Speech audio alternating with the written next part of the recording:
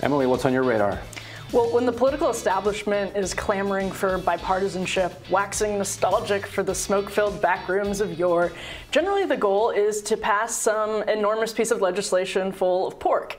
I'm not actually sure we should want denizens of the Beltway to get along too well these days with armies of lobbyists chirping in their ears. The rest of us, on the other hand, shouldn't have a problem. A new Axios survey found enormous gaps between Republicans and Democrats who were asked about getting along with people of the opposite party. So according to Axios, 5% of Republicans said they wouldn't be friends with someone from the opposite party compared to 37% of Democrats. 71% of Democrats wouldn't go on a date with someone with opposing views versus 31% of Republicans. And 30% of Democrats and 7% of Republicans wouldn't work for someone who voted differently from them. That's not entirely surprising, but it's insane, and we should pause to fully appreciate how awful it is for the country. There is one glaring reason for this: definition inflation. It's costing us much more than a gallon of milk. The left has inflated the definitions of key character defects like bigotry, white supremacy, racism, and violence to implicate anybody who disagrees with progressivism. If you're annoyed with Colin Kaepernick, you're not merely racially insensitive, as reasonable liberals might argue, you're a racist. If you're black and voted for Trump because you thought he'd be better on the economy, you're a racist. The left is welcome to make the case that racism should be defined so broadly as to include everyone who disagrees with progressivism. They're wrong, of course, but more importantly, they're making sweeping accusations of reprehensible conduct. That's because the rest of the country still rightfully defines racism as the inferior treatment of people based on the color of their skin. That kind of racism is rightfully deeply stigmatized in this country, and a whole lot of people fought for that. The same goes for sexism and the rest of the isms and phobias. The academic fringe tried to inflate the definitions, and as we filtered more and more kids through college and into the workforce, they brought those definitions with them and now wield them from the tops of very powerful institutions. It worked! That's why you see way higher numbers on the left than the right in Axios' survey. Some people say this is all part of the woke religion, that progressivism has morphed into a literal religion, like John McWhorter argues, where political differences become irredeemable sins. I think that applies to some people, but we've actually really conditioned millions to see decent people as raging bigots. Of course, you lose a lot when you can't be friends with people who disagree with you, or when you misunderstand half the country. Text dopamine manipulators exacerbate this. The hollowing out of the middle class exacerbates this. Secularization exacerbates this. Media splintering exacerbates this. All of that is true. But the simplest way to redevelop consensus definitions is to understand that we're operating from different definitions, and to understand that good people who detest bigotry have conservative and moderate opinions on some issues. Stop buying the abstract nonsense being peddled by corporatists in media and in tech. So Ryan, I'm curious for your opinion on this, because I do think the mainstream consensus definition of, let's say, for example, racism has shifted, and I don't think it really shifted, at least in the mainstream, for until like the last 5-10 years. We started to see this stuff kind of bubbling up on college campuses. But do you think that it has really shifted? And if so, do you think that it's perhaps shifted too far, and the definition that we share, or that at least people try to make the consensus mainstream definition in tech and in media, do you think that it's expanded too much? I mean, I think it has, but as part of this kind of mutual kind of coming apart of the two sides. And the Colin Kaepernick example is a good one in the sense that, yes, like people who opposed Colin Kaepernick were, on different grounds, were treated, with an intense amount of hostility. On the other hand, so was Colin Kaepernick and anybody who supported him. They were considered traitors.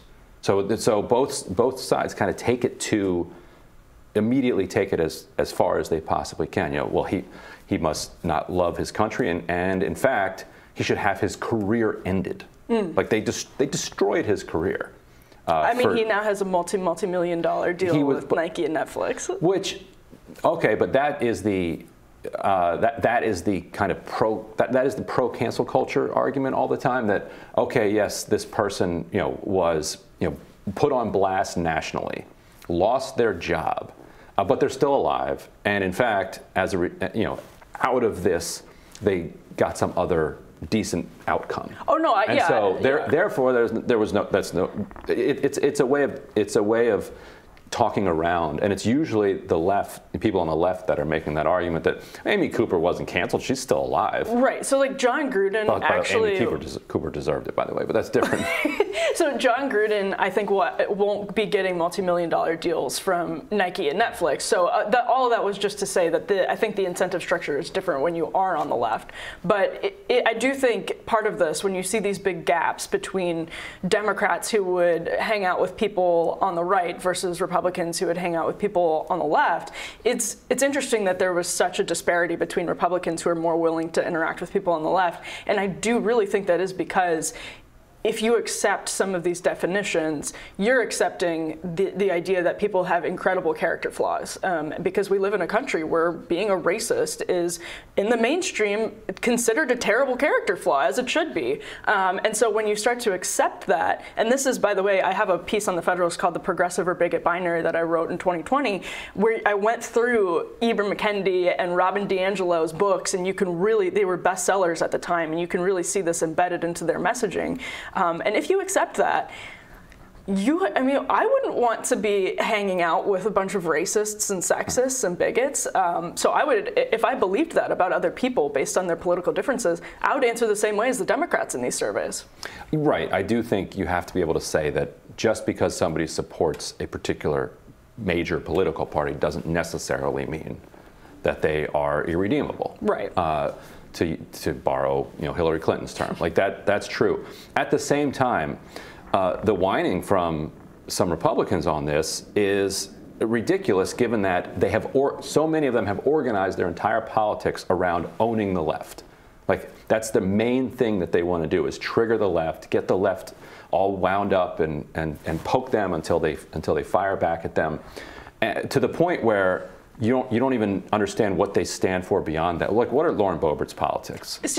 Beyond like just, she doesn't like Ilhan Omar, she doesn't like Democrats. I despise she likes guns. I know that. No, I despise that brand of conservatism, but it sprang up in reaction to a lot of this. And like, it's Lauren Boebert is somebody who was elected after Donald Trump was elected, and it seemed like, you have the left bragging about its well-funded cabal, in their own words, that was, mobilizing to defeat Trump. And so a lot of this springs up from that, and that I think is, I think that's really a huge part of the problem, is that when you are marginalized, and as the left, which does own most of our major institutions, at least in media and entertainment and tech, when they marginalize people, you get a really nasty reaction.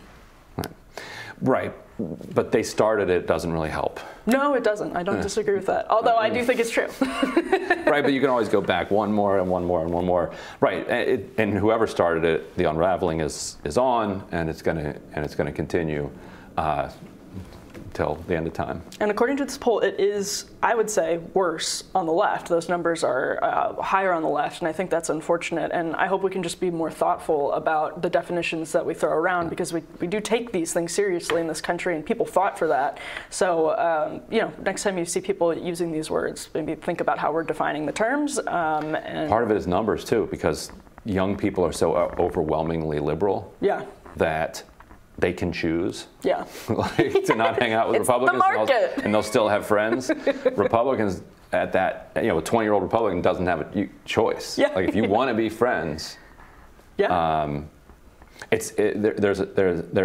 think it was Chris Rock who said something like, it's like every white person I know has one black friend. Every black person I know has like 20 white friends. Right. And so the numbers are working out that way for Republicans and the left as well. And by the way, offset, Ryan, he doesn't even look me in the eyes.